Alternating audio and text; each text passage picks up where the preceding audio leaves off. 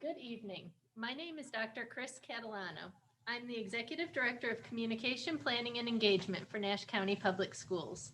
Thank you to everyone for joining us this evening for our second virtual community information session. Today's topic is technology troubleshooting.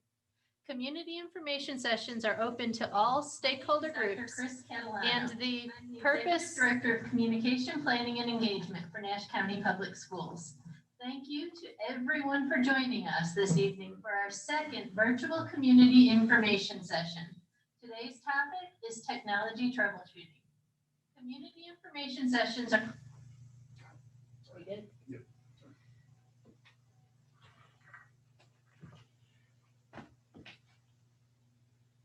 Okay, we're going to start that over. Good. Good evening. My name is Dr. Chris Catalano. I'm the Executive Director of Communication Planning and Engagement for Nash County Public Schools. Thank you to everyone for joining us for our second virtual community information session. Today's topic is technology troubleshooting. Community information sessions are open to all stakeholder groups, and the purpose is to share district information on a monthly basis with all families in Nash County Public Schools. That purpose is even more important in today's COVID-19 world. In March of last year, the nation was plunged into remote learning, and we all, Nash County Public School parents, students, and staff, have worked tirelessly to make virtual learning work as best we can. We've all struggled with not meeting face-to-face in many different ways. Technology is just one of those struggles. Our hope is that tonight's virtual community information session will help families work through some of the technology struggles of our remote learning environment. We will begin with a presentation by district technology staff led by Tremaine McQueen, our Chief Technology Officer, and Danny Plyler, our Director of Instructional Technology. Then we will move to a live question and answer session. I will serve as moderator for the Q&A portion of our program, selecting questions from the YouTube live chat to read to the group and answer.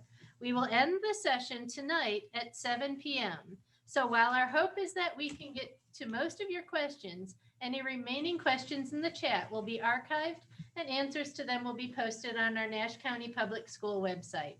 The presentation we will be using for tonight's discussion has been posted in the chat boxes of the platform, and for anyone who would like to follow along. I'm going to turn things over to Tremaine McQueen, our Chief Technology Officer.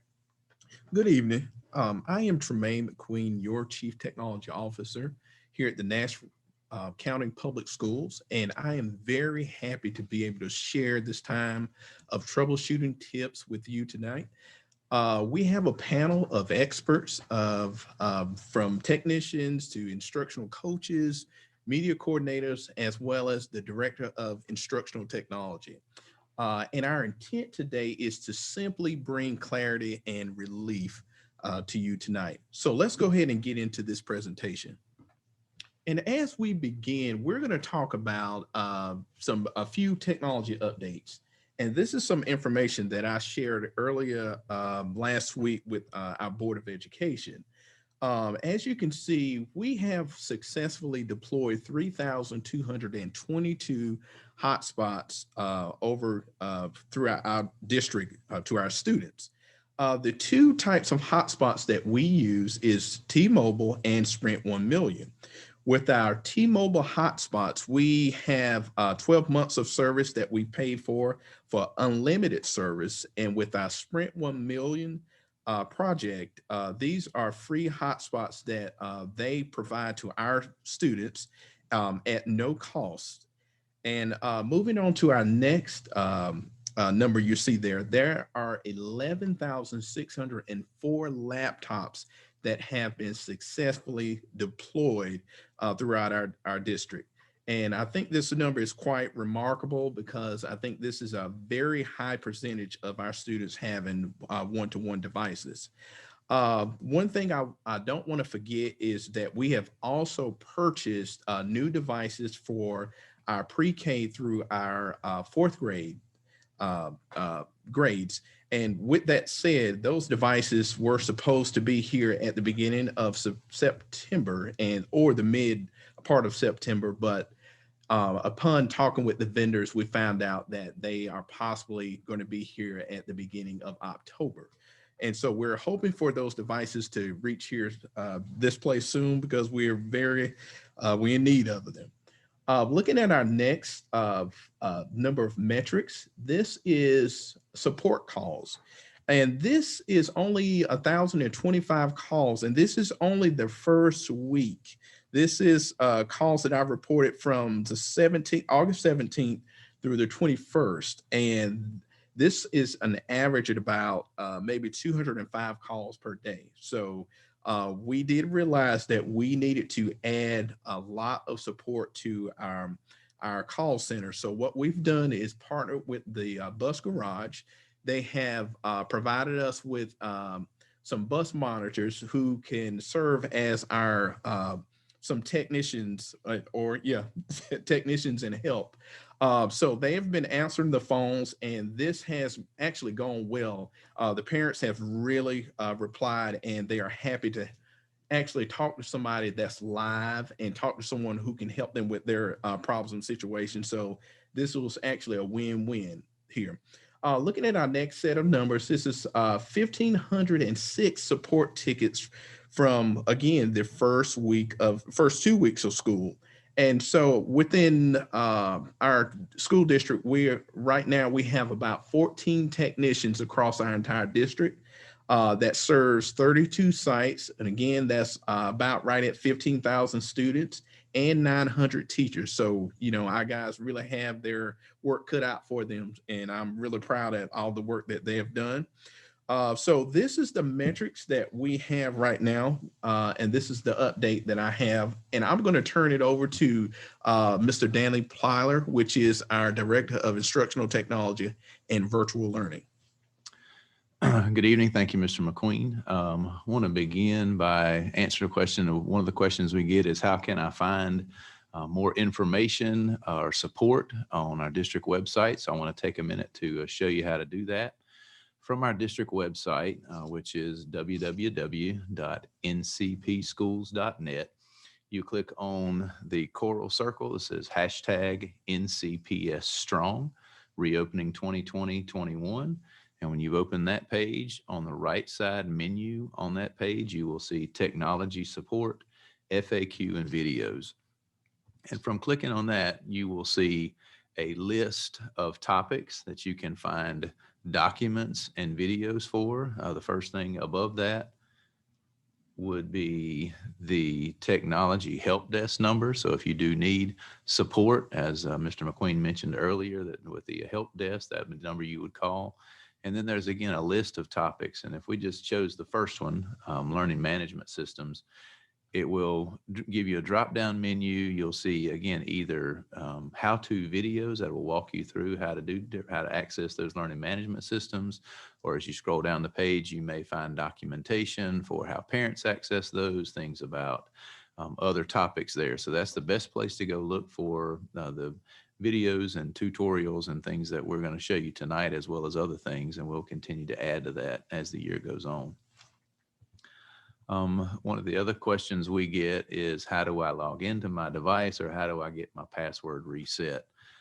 So for our Chromebooks, which is specific to right now our 6th grade through 12th grade students, when you first turn your Chromebook on, you're going to log in using your Nash County Public Schools email address. The initial password at the beginning of the year was back to school, as you see listed there on the screen. If that doesn't work, you can contact your student's teacher and they can reset that password for you. The Lenovo ThinkPads are mainly what our 2nd grade through 5th grade students use. They are a Windows-based device, and so the initial login for them is, as you see there, E with an in parentheses, a school number, and then the word student. And for an example with that, Bailey's number is 304. So the username for a student from Bailey for their Lenovo ThinkPad would be E304 student, no spaces, no caps. And the password is site-based. So they have made those easier to remember based on the school. So you would want to contact your media coordinator at that school to help you with the password for logging into those ThinkPads. In general, for resetting passwords, whether it's Gmail or for Rapid Identity, and another word for Rapid Identity would be NC Ed Cloud, the first place to go is to your teacher. They have the ability to reset those passwords for you. If they are not able to, or if they have difficulty for that for any reason, they would reach out to the technician from your school or the appropriate central office staff for assistance if they needed that. And now we're going to ask Anya Ross, a media coordinator at MB Hubbard, to talk about logging into NC Ed Cloud and Clever. Thank you, Danny. This is Anya Ross, and I'm going to assist you guys in understanding how to get into NC Ed Cloud and Clever. So what you would first do is go to Chrome and type in NC Ed Cloud. It's usually the very first option. And once you're there, you are going to see this screen that says NC Ed Cloud I am. Okay, the username is your child's student ID number. They're going to get both their student ID number as well as their password, which is the next screen, from their homeroom teacher. If you have not received that, again, contact your child's homeroom teacher. So you would enter their student ID number, and then you would enter their password. Once you have put this in, it's going to load up, and the next screen that you are actually going to see is the screen that shows all of the apps that are in NC Ed Cloud. That is where you will find Clever, as well as Canvas, and some other apps that are within the NC Ed Cloud platform. So as you can see, Canvas is the very first one to the left. Clever is next, and inside Clever, you would find Istation or learning.com. It would also show your child's teachers' pages and additional resources that they can use. And I will pass it on to Danny. So the next thing we want to talk about right now, our district is in the midst of Istation testing, specifically for students in grades kindergarten through fourth grade. That Istation testing is looking at reading inventory. And so we want to talk just a minute about the Istation app that needs to be added to the laptops for them to be able to access that.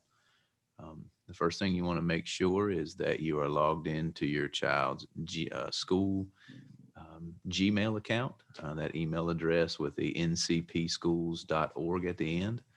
Email addresses are set up with the first three letters of the first name, the first three letters of the last name, and the last four numbers of the student number at ncpschools.org. If you're not familiar with what the password is, again, we mentioned earlier, contact your teacher and they can help you reset that. An example at the bottom, if my name was John Smith and my number was 12345678, then my email address would be johsmi5678 at ncpschools.org. Once you've logged into your email, you want to open a new tab and type in Chrome://apps. And it'll show you the apps that are loaded on your within your Google account. If you already see the Istation app there, then you're welcome to go ahead and go to NC Ed Cloud and log into Istation. It should load for you there. If you don't see it, then you will want to click on the Chrome Web Store, which is the top icon in the left. Once you're in the web store, you should see the Istation app there for you. Since you're logged in with your Nash County email address, we have just a list of apps that are available to them. You don't get access to the full web store, but we've given them access to the ones we know they need most. So you'll see Istation right there at the very beginning. You click on Istation. The first thing it's going to ask you is a blue button to add to Chrome.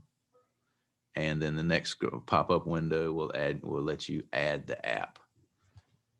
It'll walk through the adding process. First, you'll get a little blue button that says checking, and you'll notice in the bottom left that it is downloading and installing. Once it is finished, it should take you back to that apps list, and you should see the Istation app loaded there. Now you can go to NC Ed Cloud that Ms. Ross mentioned how to log into with your student ID as a username and the password set by your teacher. Once you're logged into NC Ed Cloud, you'll click on Clever and then Istation within there. Istation will begin to load. It'll take it a minute or two for it to configure everything it needs to, and then you'll get the second window where you see the reading with ISIP and the other things there on that screen. That's where you'll come to and you'll be ready to take your assessment. And then we're going to turn it over to Sharon Strocock, who's Instructional Technology Facilitator for Southern Nash Middle School. Good evening. So tonight I'm going to start by taking you through some of our most common issues. In particular, we'll start with Zoom and then move forward to other issues that you might have and ways to solve those. So starting with Zoom, the quick way in is to log into your laptop, log on to Canvas, open a class, and then open Zoom and join a meeting. And in the perfect world, that is exactly how it would work. Occasionally, it tells you that you need to add Zoom to Chrome. Students cannot add Zoom to their Chrome. They cannot add that app. So the fix for this, and it's pretty quick, is to look way down below and you've got these little letters in blue that say join with browser. So you're going to click, your student's going to click on join with browser, and they should get this next page. Then on this page, you should see your name, I'm Not a Robot, and join. For most of you, you will. However, every once in a while, you won't see I'm Not a Robot. And what that means is that your Zscaler, which is the certificate for the district, just isn't there. And that just means you haven't clicked on I accept it, the acceptable use policy. So your next step, if you don't see I'm Not a Robot, you're going to go to Pepsi.com. And what that does is it kind of pushes your computer to say, hey, wait, you got to do something else. And at that time, it may ask you to sign in. So you'll just use your ncp.org, your email, the student's email address. That will prompt this acceptable use policy, the AUP. And click accept. And that should, at that point, you can go back to the original page and your robot should be there. Occasionally, the robot doesn't show up right away. Give it a little bit of time. It will be there, I promise. But it may not show up immediately. But at this point, you should be on Zoom. So that's one of your first fixes. And that's really the most common that I've seen. Sometimes that doesn't fix whatever's going on. So a next step would be to remove your child's Google account from the Chromebook. And we do this just because it kind of wipes the slate clean. And then we can come back to it and set ourselves back up again, and we're moving forward. So what we'll do with this one is just go to that sign-in page and you should see your child's name. You're going to click on that little arrow to the right-hand side, and you will get this ability to remove the account. And you do want to go ahead and do that. So you're going to go to remove account. On the next one, it's going to kind of warn you, hey, if you remove this, all your data and your files are going to go. They're not gone. When you remove it, they're just gone from that computer. Everything is stored, everything is safe. Your child won't lose anything. But when you go to remove this account, you'll be able to get rid of that, and it kind of clears it and cleans everything up again. And then they can log right back into that computer and everything will still be there. And that should help in most instances. But if it doesn't, we've got yet something else for you to do. Chris is going to talk about that. Hi, I'm Chris Stith. I'm one of the technicians for the technician department here at Nash County Public Schools.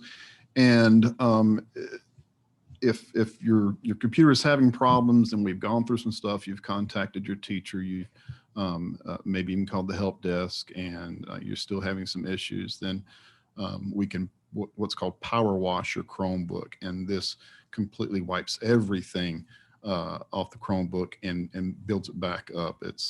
We consider it basically a factory reset to it.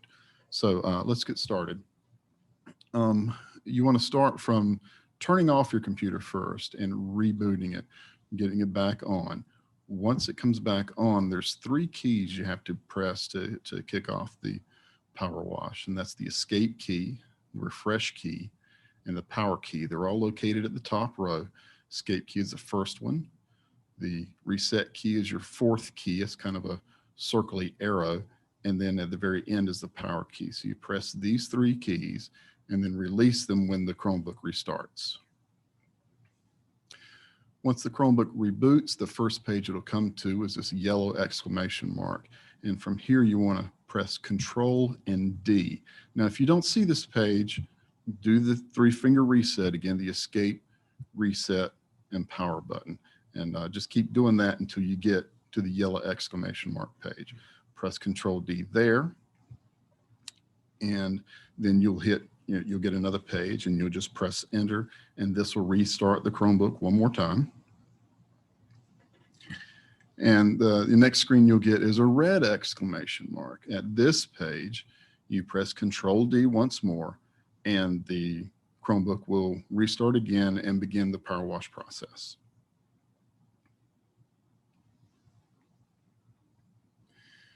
Once the power wash has begun and completed, it will restart again, and it'll come to a welcome screen, just like it looks when you first buy your Chromebook or when you first get your Chromebook. From here, we're going to need to enroll and log in. So we begin that process by clicking on the blue Let's Go button in the bottom right. The first set of questions you'll get is it needs to connect to your network at your house, or if you're at the school, your school system. So go ahead and locate your network and connect to it as you normally would, and then click Next. Then you have an acceptable use policy for your Chromebook. You'll see a blue slider on the bottom left where we have indicated in this picture. Go ahead and slide that to the left and turn it gray to turn that off. And then you can click on the Accept and Continue button.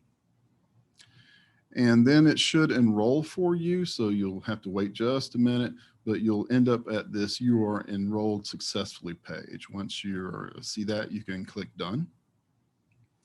And that should get your Chromebook completely power washed, totally reset, and ready to go and log in.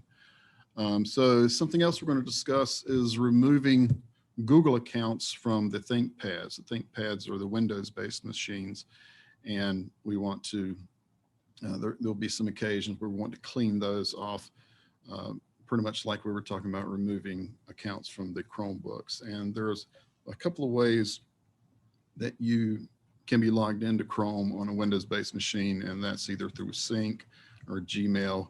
And we'll discuss both those ways, and then we'll discuss clearing the cache, because you'll need to do that no matter which way you're logged in. So the first one we'll do is removing your account when you're logged in through Sync, and you do that by clicking on the topmost user icon in the top right, and then that'll bring down a drop-down page, and you'll click on the gear next to Other People. Once you see that, you'll see a list of users. Find your user, move your mouse in the upper right corner of the user box where the 3 dots are. Click on those 3 dots there. And it'll ask you, is this the person you want to remove? You say, yes, remove this person. And to confirm that, you just say, yes, I'm sure I want to remove that person, by clicking on Remove This Person again. All right, so that will clear everyone out, and you can just close that screen by clicking on the X in the top right. Now let's look at if you just want to remove the Gmail account. So the second most user icon, not the very top, but again on the right, just below that, you'll see another one. So you click on that user icon, and you'll look for the Sign Out button and click on that. And you're going to click on Remove an Account. This should bring up a list of accounts. You click on your account, And you say, yes, you do want to remove it. And that takes that account away, and then you can just close Chrome. All right, now no matter which one of those you do, you're going to want to clear your browser history. So once Chrome is back open, click on the three dots in the upper right corner. You'll find history, so click on history, and then another window will pop out to the left, and you click history again. In your left column, look for clear browsing data and click on that. And we want to clear everything from the beginning of time, let's say. So click on the time range drop-down arrow and look at the bottom for all time, and then click clear data. That might take a minute, it might take a few seconds. It depends on how much information is in there, but once that is done, then you can just close your browser. And now we'll turn it back over to Anya Ross for submitting assignments in Seesaw. Hey guys, so this is how you would submit assignments for your child's Seesaw account. Seesaw is used on kindergarten through second grade. So over toward the right side, you will see a button that says activities. This is where your child's teacher would post the activities and assignments that they would have. Under activities, there should be a green plus sign that says add responses. That is where you're going to click to post your child's assignment. Once you have clicked on that green check mark, you will see all of the options that they will have. At the very top, if you forgot the instructions or you need to view the instructions, you can find the directions to the assignment at the very top. But your child has the option to post a photo, a drawing, a video, insert a link, do a notepad, or upload a document that they already have saved. For this presentation, I chose to show you all how to post a note. So after clicking on note, it's going to look like a sheet of paper, and your child can begin to type their information for the assignment directly onto this. Once they click on the green check mark, it will give them an option to record.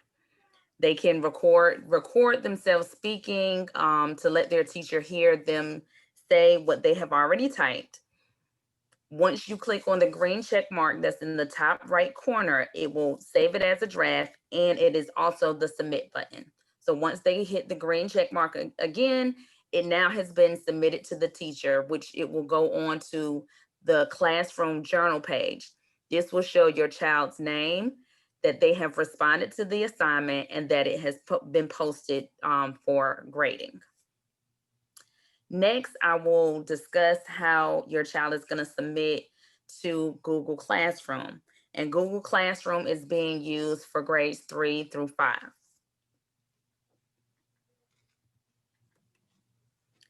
So your child would get to their Google Classroom through their email address.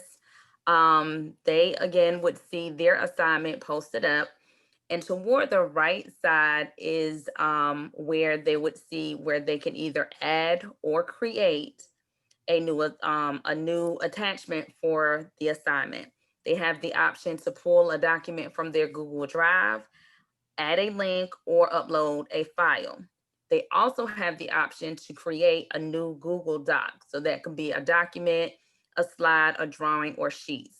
For this presentation, I chose to do a Google Doc. Once they have clicked on a Google Doc or slide, it will show your child's name as well as the name of the assignment. Please make sure that your child has typed into their document before clicking the turned in button, which is over towards the right side.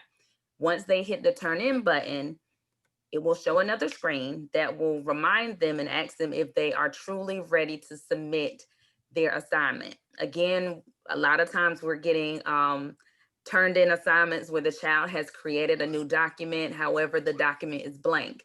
And if and when that happens, the teacher will return it to the child to make sure that they enter the information into that document. So once you see this screen, that means that your child is ready to submit their document to be turned in for grading. They would hit turn in again, and then it is ready for grading. Thank you, Anya. I want to talk just briefly about submitting assignments in Canvas, which is our LMS for our learning management system for 6th grade through 12th grade.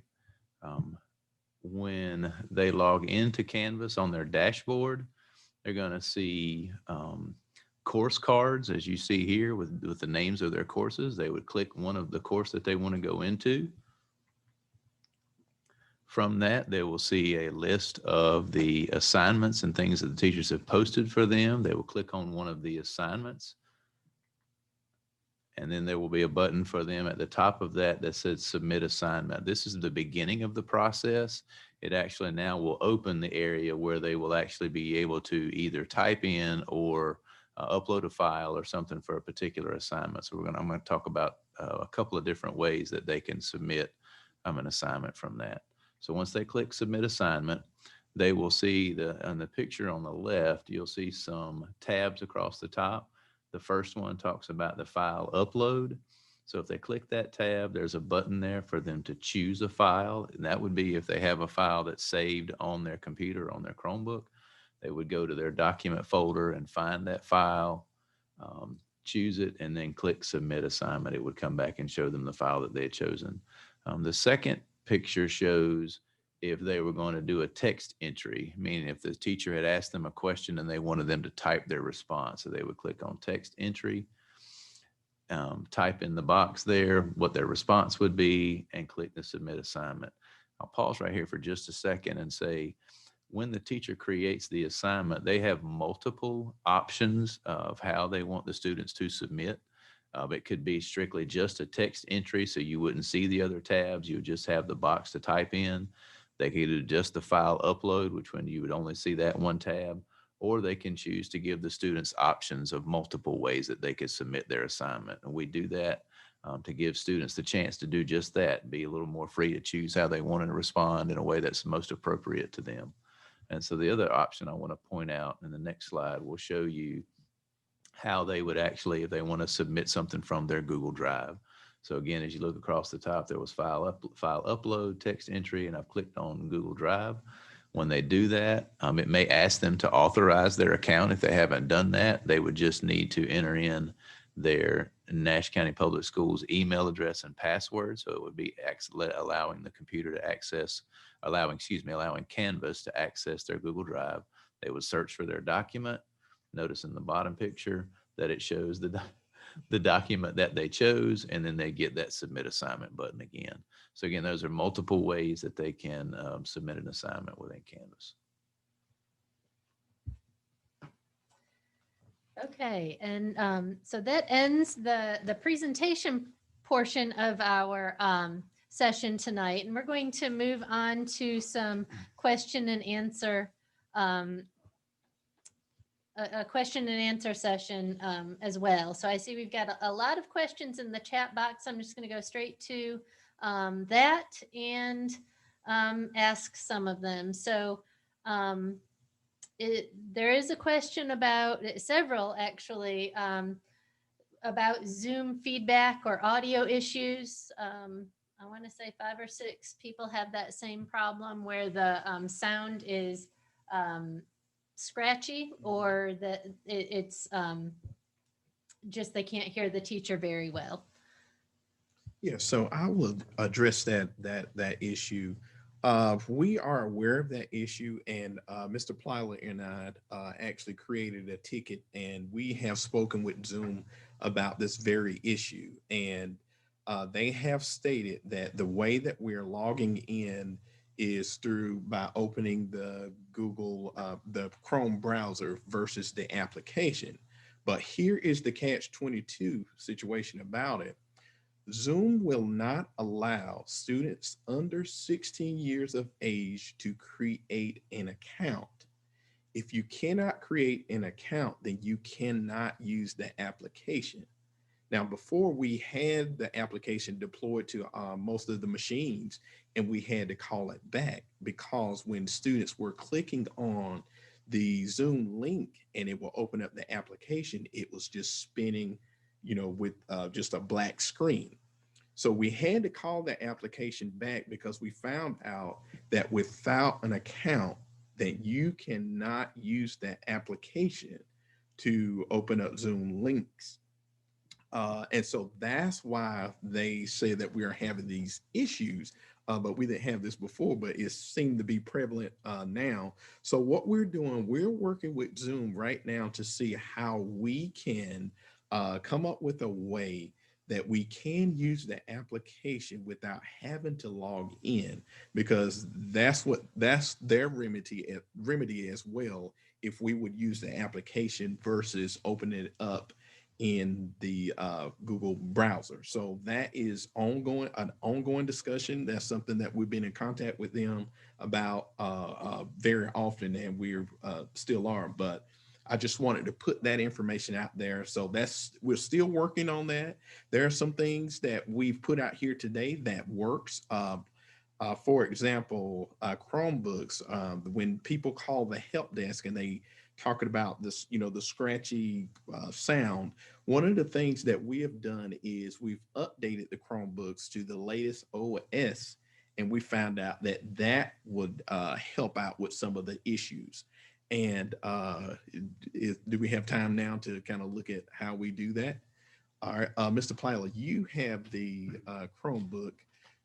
I can walk you through. Update or Yeah, I'm just want to go through the update, Okay. how to, all right. Do you have it, or you want me to talk you through? I can just be talking about updated Chrome in general. Yes. Yes, I can do that. Okay. Okay, so Mr. Plyler is going to actually share his screen and he's going to talk you through how to update your Chromebook to the most recent browser version. Trying to act like I know what I'm talking about. I'll turn it over to the experts tonight. So when you're on a Chromebook right now, do you see the screen now? Yes. Okay. All right. So there are 3 dots in the top right. You want to It's a click different this? place. Hmm? Chromebook is a different place. I'll All right. talk you through. All right. Okay. So Mr. Wayne's going to help me as I demonstrate. All right, cool. So what we're going to do at the bottom right-hand side where the time is located, let's click on that. All right, we want to click on if you look on the left-hand side where it looks like a gear. All right, let's click on that. And I'm sorry, yeah, at the top, very top, settings. Mhm.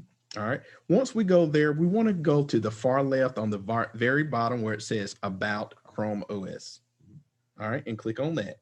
Now, there's a button here that says Check for Updates, and you want to click that.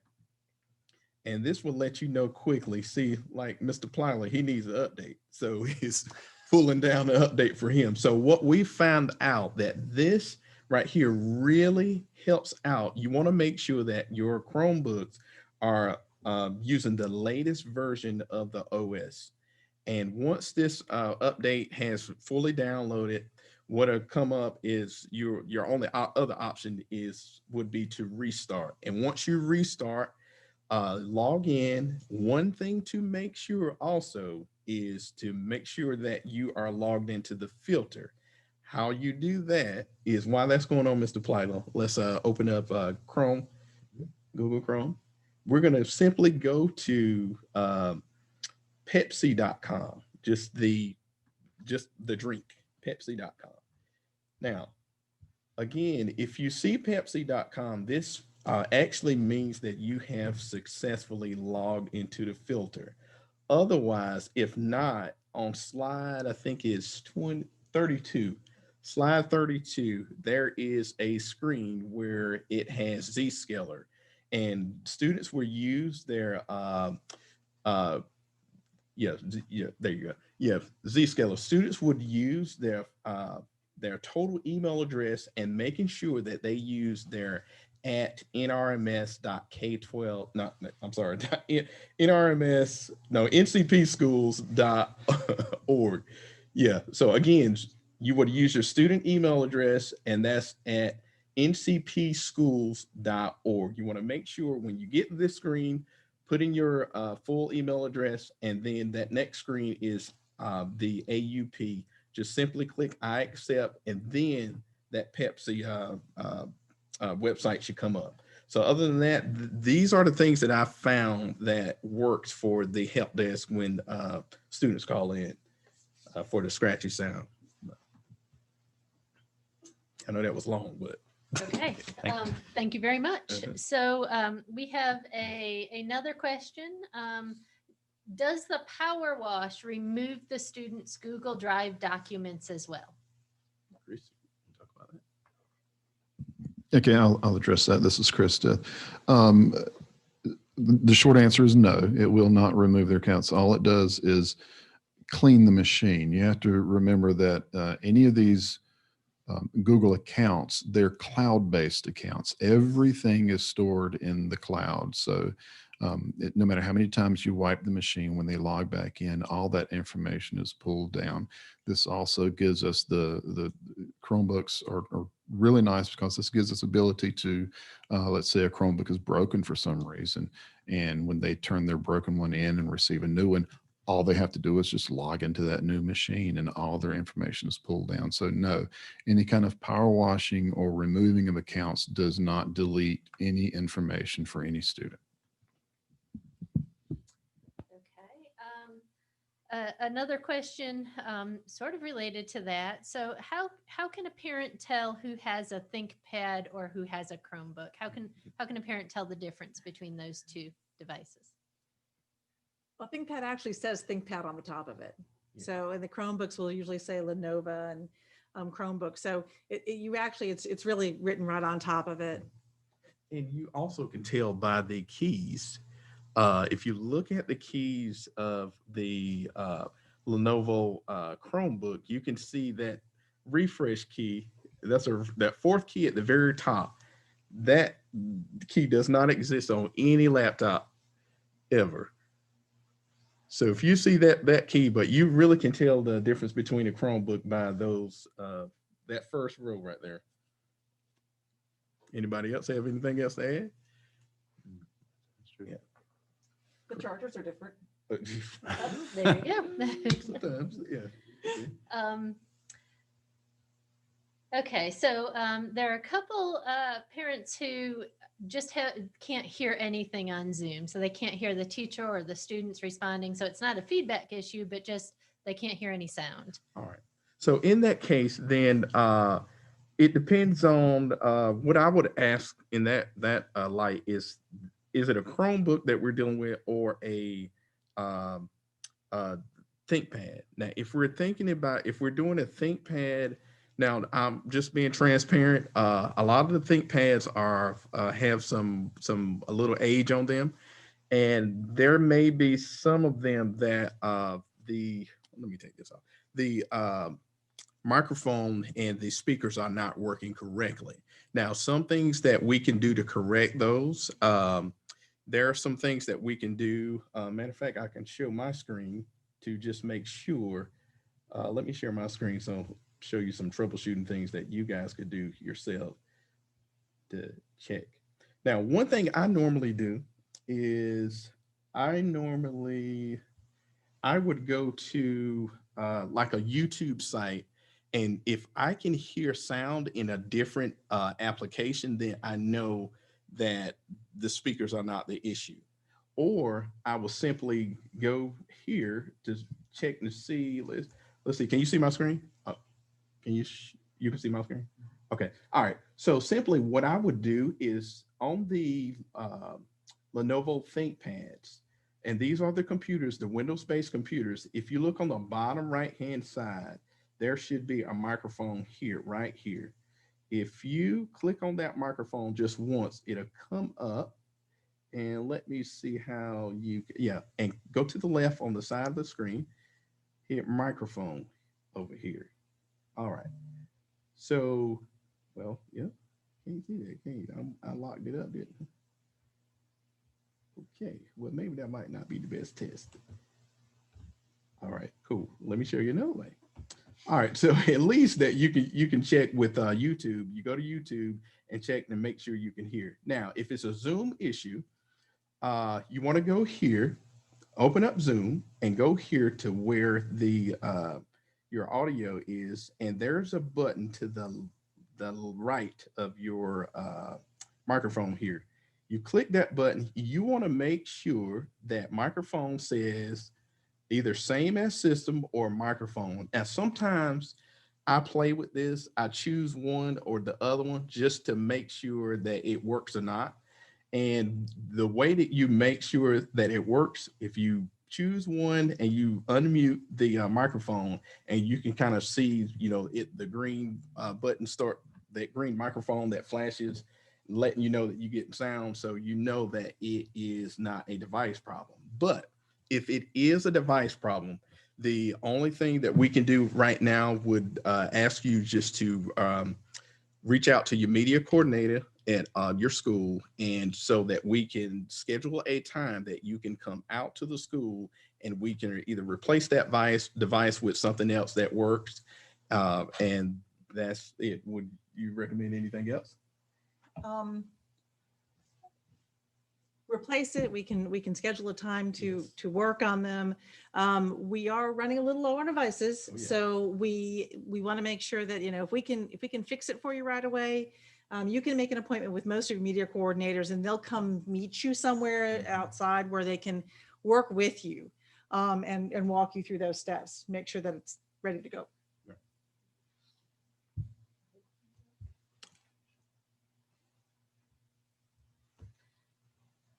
Okay, a question specific to assignments. So my child has assignments in SchoolNet and Discovery Ed that can't be pulled up in Google. The Chromebook does not support Internet Explorer.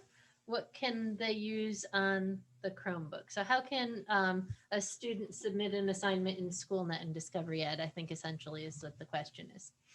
It sounds like maybe there's something else going on, because they should be able to. Those are things that they should be able to access. So my suggestion would be to contact your media coordinator and work through what that issue might be, because that should be accessible. So I also make sure that you're logged in. It is possible if you're using a home computer.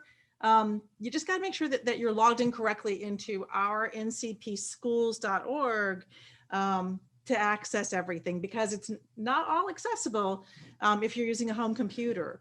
That's just something to keep in mind. Occasionally there are a few things that just don't work as well on your home computers.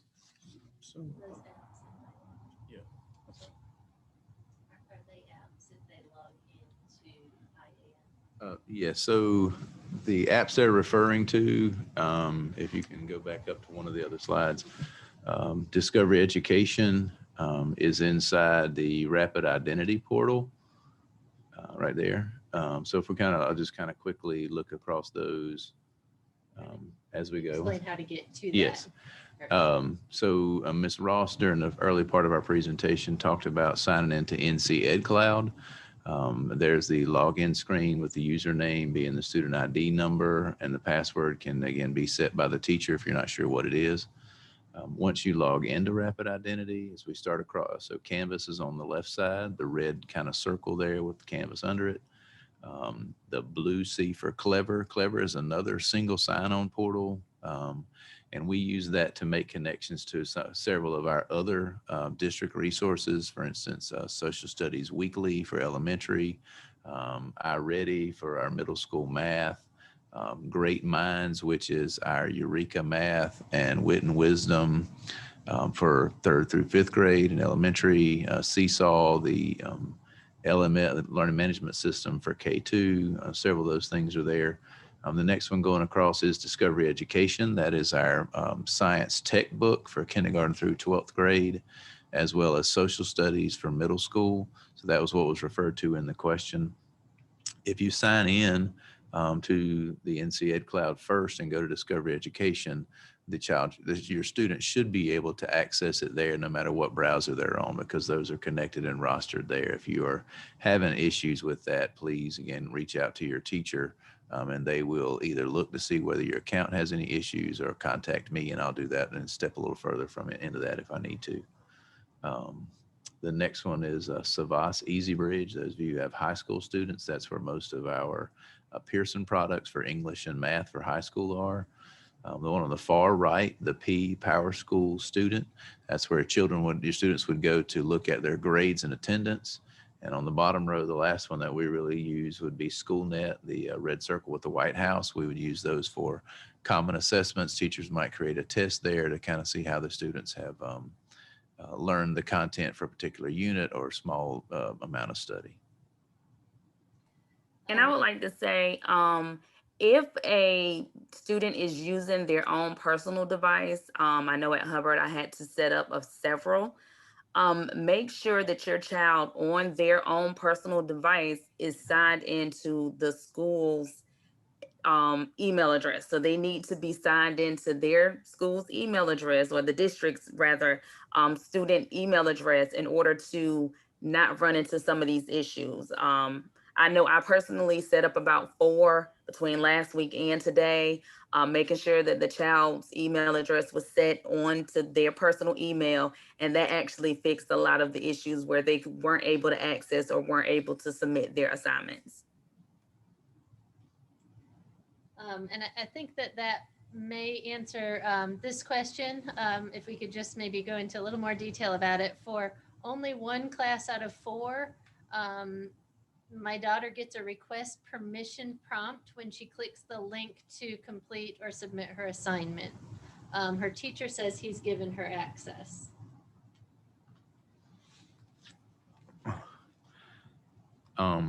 Again, I think one of 2 things. It depends on what learning management system that's in. If it's within Canvas, my suggestion would be to make sure that you have authorized your Google account within Canvas so that you would have access to those Google documents. If it is within Google Classroom, I would again just make sure that you are signing into the browser, not just to email, but to your browser with your school email address. And I guess you're hearing that over and over again. The logging into the email address is a big key to most of these issues. Okay, Istation question. So the parent is seeing the Istation icon on the computer as an app, but it doesn't open when they click on the app. It doesn't open to the screen that you showed. So I had a conversation with the parent about that very thing this morning. A couple things that we kind of did some troubleshooting to look at. Number one, if you'll go back to the slide that has the NC Ed Cloud links to begin with. I don't know if it's still in that one or not. So we roster Istation through Clever this year. Last year, we actually did through NC Ed Cloud when Department of Public Instruction was had a contract with them. And so if you're trying to access Istation through the NC Ed Cloud portal, it is definitely not going to work, even if you have the app installed. So first thing is to make sure that you're accessing it through going to NC Ed Cloud first, then clicking on Clever and using the app within the Clever portal and not Rapid Identity. From there, even though the parent that I was talking to this morning had gone through the steps with Istation loading the app, and they had also gone through removing the account once before, as Chris went through today, removing your Google account from the computer. We removed it one more time this morning while I was walking in through that, and then they were able to access it appropriately. Now, I'll be honest and say I can't explain why it works one time and not another. I wish I could, but that was what worked with them today. So it may be just a matter of again, removing that email account completely from the browser, reloading it again, verifying that you're logged into Zscaler, that you can get to Pepsi.com, and then try to walk through the steps of logging into Istation after that. Okay. There is, I think we have time for one more question. Trying to find one. A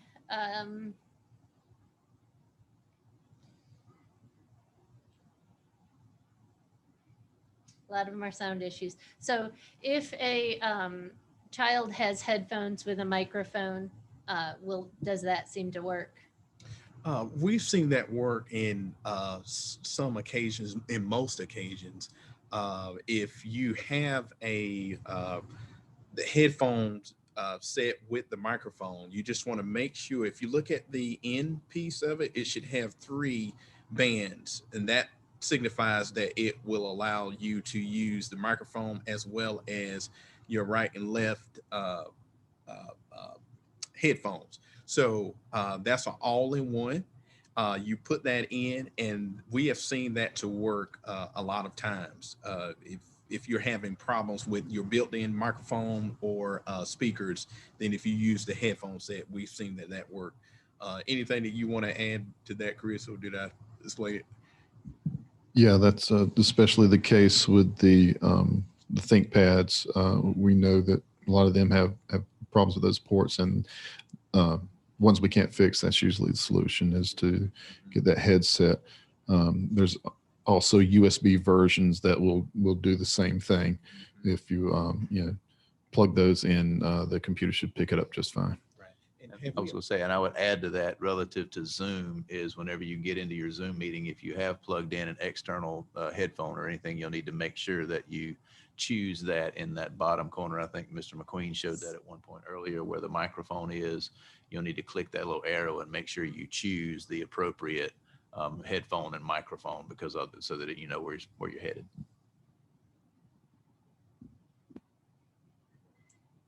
Okay, and if the microphones don't work, then your suggestion is schedule. Okay, is schedule an appointment with your media coordinator. And I think that's a good segue to ending our session. We are going to, I know that I may have missed some questions in the chat.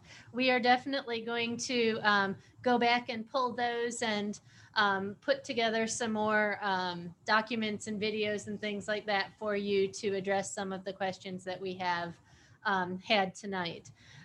Every school has got a media coordinator or an instructional technology facilitator. If you are finding that you're continually having problems, maybe you've tried some of the troubleshooting tips that we've shared with you tonight, and you still cannot access the learning management platform or Zoom or any of the, or having any issues, please reach out to your school's media coordinators or instructional technology facilitators, because they'll be able to help you troubleshoot your individual problems. And those are the people that are answering those questions all day long in the schools. So they'd be more than willing to help out, I'm sure. We also will be posting the recording to this or this video to our district website, where Mr. Plyler shared our reopening information is. So be looking for that if you want to come back and review any of the information that was shared tonight. And then one last final thing, we did open, beginning today actually, an opportunity for students who don't have Wi-Fi access at home, or maybe they live in an area where the Wi-Fi access, even with the hotspots, is just a little spotty. We have got 18 locations across the county that have their businesses and organizations that have agreed to open their doors for some period of time throughout the week for students to go into those business locations and use the internet there. If you're interested in doing this, you can call the number on the screen. It's 462-2509. And the ladies will be able to sign you up for using the pop-up internet cafes, which are locations where you can go into an organization to use the internet. We also have got 3 of our high schools that have Wi-Fi access far out into their parking lots. And so we're opening up those 3 schools. It's Northern Nash High School, Nash Central High School, and Rocky Mount High School. If you're interested in drive-up Wi-Fi access, you can also call this number and we can give you details and sign you up for that as well. We thank all of you for being with us tonight and hope that we were able to answer some of your questions this evening. And if not, again, reach out to your media coordinators or instructional technology facilitators. Thank you so much to our technology team for being here tonight and helping us troubleshoot these problems and answering some of our questions. Have a good night.